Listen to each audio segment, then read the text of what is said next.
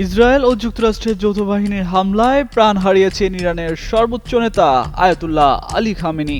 এতে শোকের মাতম ছেয়ে গেছে পুরো দেশ জুড়ে, কান্নায় ভেঙে পড়েছে পুরো জাতি।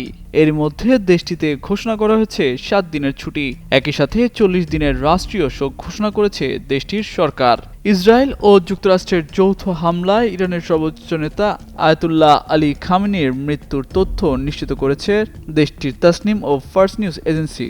হোয়াইট প্লাস প্রো সেনসিটিভ স্কোয়ারে মাঠের বাইরেও তো আমরা এভাবে দেশপ্রেম দেখাতে পারি।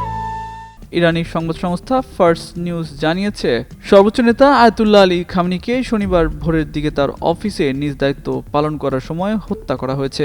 যৌথ এই হামলায় ইরানের সর্বোচ্চ নেতা আয়াতুল্লাহ আলী খামেনির মেয়ে, জামাতা ও নাতি বিমান হামলায় নিহত হয়েছেন। রোববার ইরানি সংবাদ মাধ্যম ফার্স সংবাদ সংস্থার বরাতে আল জাজিরা এ তথ্য জানায়। এদিকে ইসরায়েলি প্রধানমন্ত্রী বেনিয়ামিন নেতানিয়াহুর পর ইরানের supreme leader Ayatollah Ali Khamenei নিহত হয়েছেন বলে দাবি করেন যুক্তরাষ্ট্রের প্রেসিডেন্ট ডোনাল্ড ট্রাম্প। বাংলাদেশ সময় রোববার মধ্যরাতে সামাজিক যোগাযোগ মাধ্যম ট্রুথ সোশ্যালে একটি পোস্ট করেছেন মার্কিন প্রেসিডেন্ট। এর আগে শনিবার খামেনির প্রাসাদ লক্ষ্য করে হামলা চালায় যুক্তরাষ্ট্র ও ইসরায়েল। এতে তার প্রাসাদ পুরোপুরি ধ্বংস হয়ে যায়।